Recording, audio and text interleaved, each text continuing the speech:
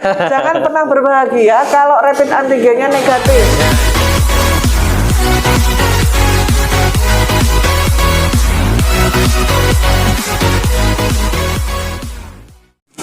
Assalamualaikum warahmatullahi wabarakatuh. Halo sahabat Rumah Sakit Pertamina Balikpapan. Berjumpa lagi kita di program acara Meet the Expert Rumah Sakit Pertamina Balikpapan. Kali ini kita akan berbincang-bincang dengan Dr. Suryani Trismiasih, spesialis patologi klinik, untuk berdiskusi tentang berbagai macam pemeriksaan terkait infeksi dari COVID-19. Yuk kita akan temui beliau. Kita sapa beliau ya.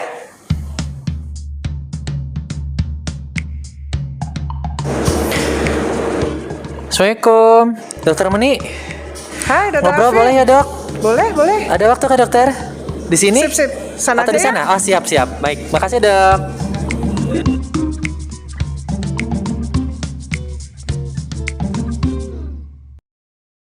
Saat ini kita sudah ada di ruang pemeriksaan laboratorium Rumah Sakit Pertamina Balikpapan.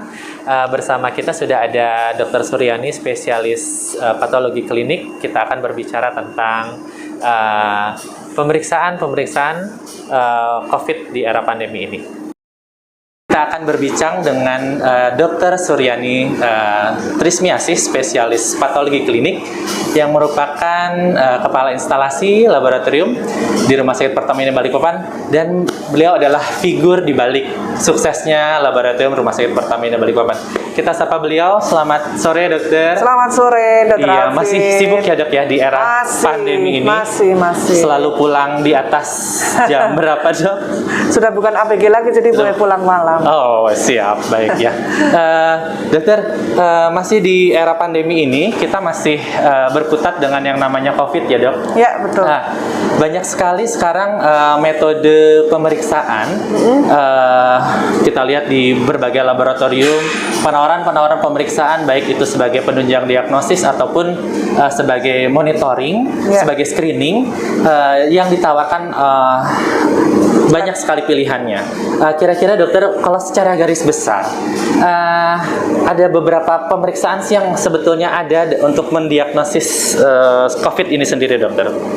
Ya, terima kasih Dokter Alvin. Ya, jadi memang COVID ini kan penyakit yang baru, ya. Segala upaya kita para ilmuwan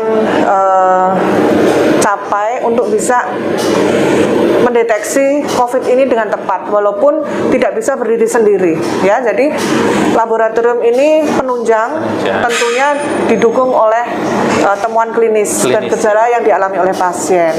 Hanya memang pada saat pasien masuk dengan anamnesa sesuai dengan gejala COVID, maka begitu di laboratorium kita akan melihat polanya. Ya. Dan sebagai catatan, ternyata juga tidak khas antara satu pasien dengan pasien yang lain. Kadang-kadang mempunyai variasi yang berbeda. Jadi memang harus dikombinasikan antara gejala klinis, pemeriksaan fisik, ronsen, radiologi, juga laboratorium. Nah, sekarang kita konteksnya bicara di laboratorium. Anggap saja seseorang datang sudah dengan gejala yang mirip COVID, ya, yang kita udah tahu lah.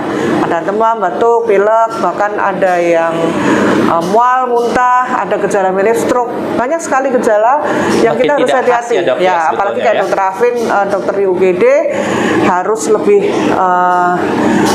parno nih ya. Anggap saja hati-hati ya, Dok, lebih ya? hati-hati. Nah, pada saat sudah masuk UGD atau dari poli atau dari manapun lah pasien yang berobat ke rumah sakit, periksa laboratorium.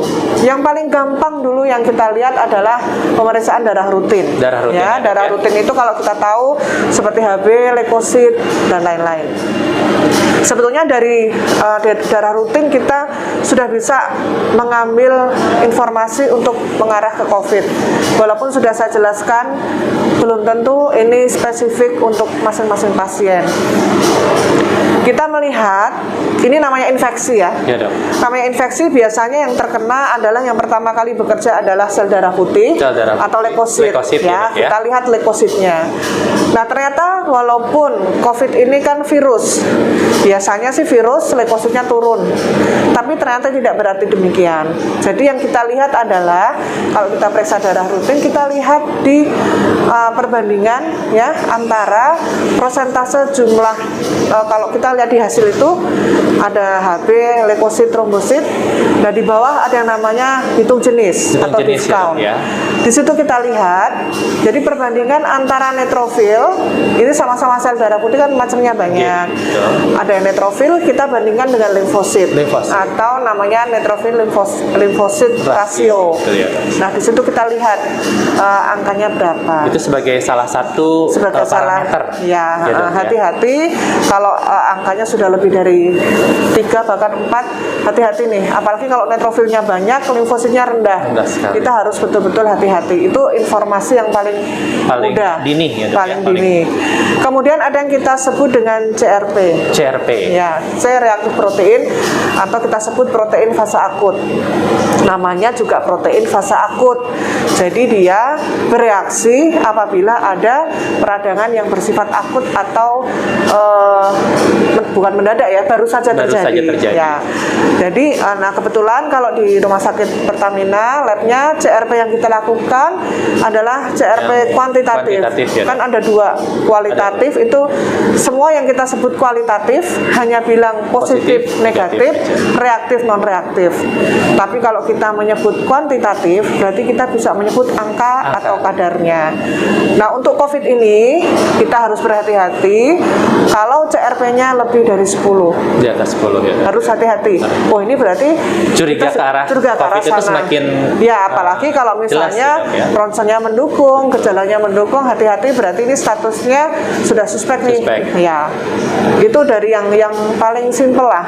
Nah, setelah itu kita curiga, kita bisa mungkin yang dulu ada antibodi ya terhadap anti SARS-CoV-2 itu kualitatif. Kalau yang rapid ya yang kayak tes kehamilan itu kita sebut rapid. Kalau di Rumah Sakit Pertamina sini kita memakai sudah dengan alat. Jadi sensitivitasnya lebih tinggi. Kalau sensitivitasnya lebih tinggi, false positifnya atau false negatifnya kita kurangi. Karena kita pakai alat, kita tahu ada angka yang keluar atau indeks. Ada angka. Jadi kuantitatif sifatnya ya, Dok. Masih kualitatif. Masih kualitatif masih kualitatif. Hanya kita kalau lebih tahu angkanya kita lebih pasti.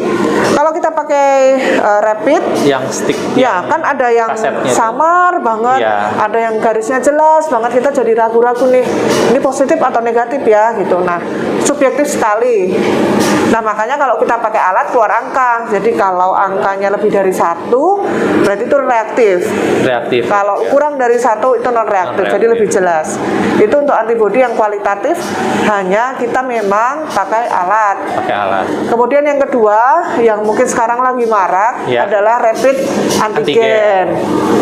Rapid antigen ini sampelnya beda dengan antibodi. Kalau antibodi sampelnya pakai darah, bisa serum, bisa plasma, jadi nggak masalah. Nah, kalau rapid antigen ini, nah kadang-kadang orang ini pengertiannya mispersepsi dengan yang namanya swab. Swab ya, Dok. Swab itu sebetulnya adalah cara pengambilan sampel. Kalau dulu swab mungkin ini PCR gitu ya. Padahal sebetulnya tidak. Swab itu adalah metode untuk pengambilan sampel. Pemeriksaannya bisa dengan antigen atau dengan PCR. Nah, kalau rapid antigen ini memang pengambilannya swab. Kalau antigen biasa kita ambil bukan di orofaring, tapi di nasofaring atau di hidung. Kita ambil kanan dan kiri. Maksudnya apa? Supaya kita bisa menangkap virus lebih banyak, antigennya lebih banyak. Jadi memang kita ambil, kemudian kita periksa di laboratorium untuk antigennya. Memang metodenya rapid. Jadi kayak pakai kaset gitu ya. Gitu ya, Dok, ya. Jadi pakai kaset nanti kita reaksikan, kemudian kita baca hasilnya positif atau negatif. Nanti masing-masing pemeriksaan ini ada sebetulnya semua berguna. Kita lihat dia posisinya di mana. Masing-masing punya. Jadi sesuai dengan ininya ya, Dok, tidak ada yang dengan kondisi ya. Ya, lihat kondisi. Nah, yang ketiga adalah sekarang yang ada adalah rapid antibody kuantitatif. Antibody kuantitatif. Ya, antibodi kuantitatif berbeda dengan yang kualitatif. Kualitatif. Berbeda dari targetnya ya, yang dideteksi memang berbeda. Kemudian juga metodenya. Kalau yang tadi kan kualitatif nih, hanya positif dan negatif. Iya.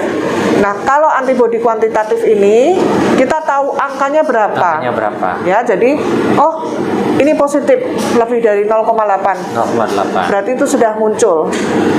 Angkanya jelas. Itu untuk antibodi kuantitatif. Nah, saya jelaskan posisinya.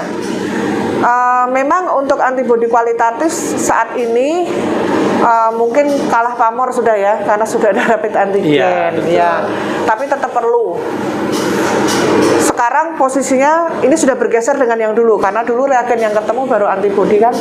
Nah, kalau sekarang udah ada yang lain. Jadi posisinya antibodi ini adalah untuk mengetahui. Jadi misalnya gini, ada pasien datang tanpa riwayat, tanpa apapun dia datang.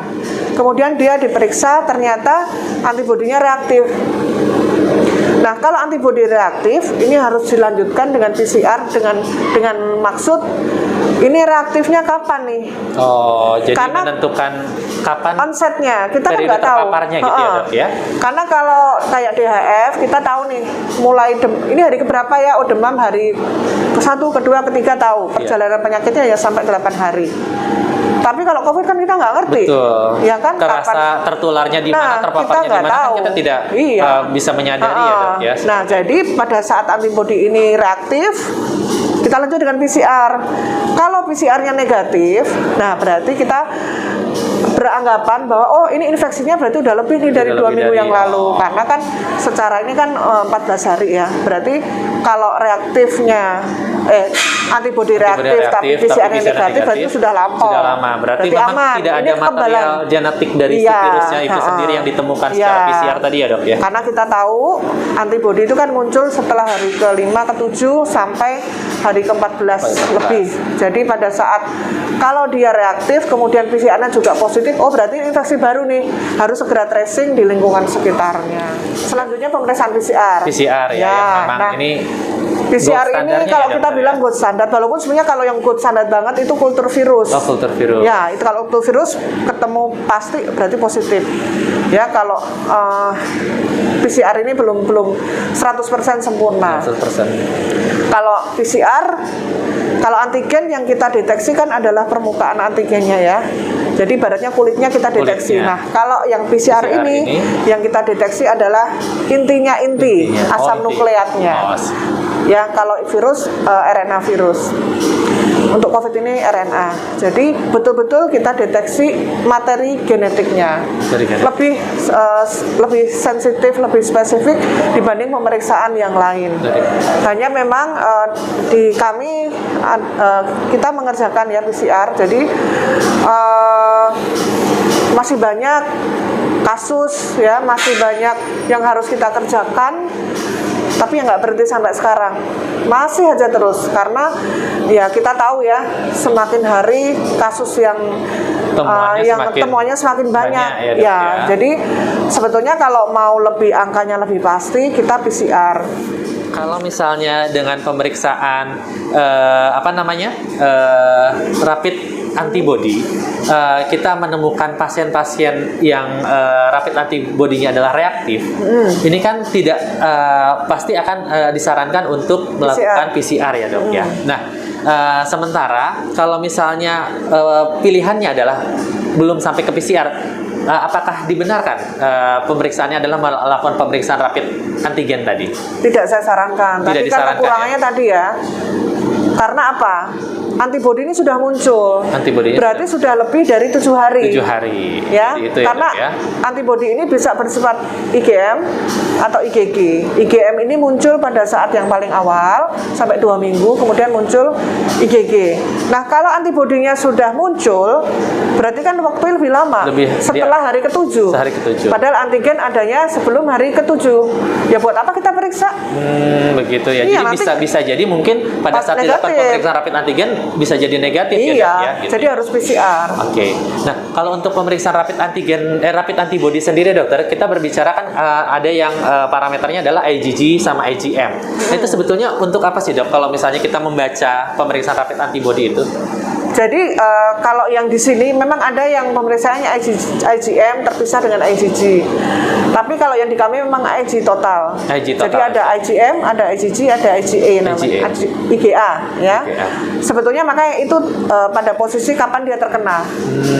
Tapi kalau misalnya sudah lewat hari, sudah 14 hari muncul, itu dominan IgG. IgG. Karena walaupun ingat ada juga pada pasien yang munculnya justru IgG dulu, baru IgM. Baru IgM. Karena apa?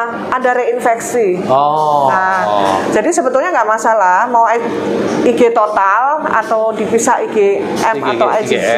Yang penting tadi posisinya pada saat antibodinya muncul, maka kita pastikan apakah ini dalam rentang waktu masih infeksi atau kekebalan masa lalu sudah sembuh. Oh, siap. Gitu. Baik begitu ya. Pemeriksaan-pemeriksaan yang dokter sampaikan tadi kan itu ada berbagai macam ya, Dok ya. Nah, kira-kira kalau kita berbicara tentang yang tren sekarang nih, Dok. Ini kan semenjak di penghujung akhir tahun 2020 bahwa yang namanya rapid antigen itu populer sekali. Ya. Semenjak ada kebijakan-kebijakan terkait dengan perjalanan harus menggunakan rapid antigen. Kira-kira kalau dari sisi validitas, Dokter, berkaitan dengan rapid antigen dibandingkan dengan rapid antibody nih, mungkin banyak sahabat-sahabat RSPB yang mempertanyakan itu, karena kalau berbicara dari otomatis ini adalah validitas berkaitan dengan biayanya ya, Dok ya. Karena biaya antara rapid antibody sendiri dengan rapid antigen kan lebih mahal yang menggunakan rapid antigen nih, Dok. Nah, kira-kira kalau dari sisi validitasnya sebetulnya sesignifikan apa sih, Dok, perbedaan antara rapid antibody dengan antigen, Dok? Ya, pertama kita berbicara kalau soal validitas berarti kan kita berbicara bahwa apa yang kita lakukan ini benar dari mulai prosedur, penggunaan reagen dan analitiknya. Nah, reagen yang kami gunakan di sini adalah reagen yang sudah rekomendasi dari WHO. Jadi kita nggak mau pakai reagen yang sembarangan. Itu yang pertama ya. Jadi kita hasil yang kita keluarkan kita yakinlah bahwa itu benar. Nah, persoalan validitas ini yang mungkin perlu dijelaskan ya, karena untuk pemeriksaan rapid antigen ini harus hati-hati. Kenapa? Jangan pernah berbahagia. Nah, ini dia.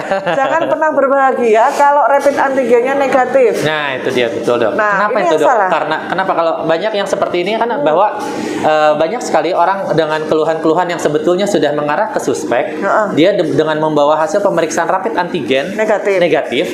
Tapi tidak mau itu disebutkan sebagai COVID lah mungkin karena itu. Tapi sebetulnya mungkin dokter bisa sedikit meluruskan supaya tidak terjadi distorsi nih, atau mungkin di antara sahabat-sahabat RSPB juga semakin jelas gitu diberikan pencerahan sama dokter Mani langsung. Jadi gini, rapid antigen ini dia mendeteksi di awal infeksi. Awal infeksi. Menjadi catatan bahwa COVID ini kita nggak tahu kapan mulainya kan. Dia hanya positif atau sensitivitasnya bagus itu infeksi hari pertama sampai ke-6.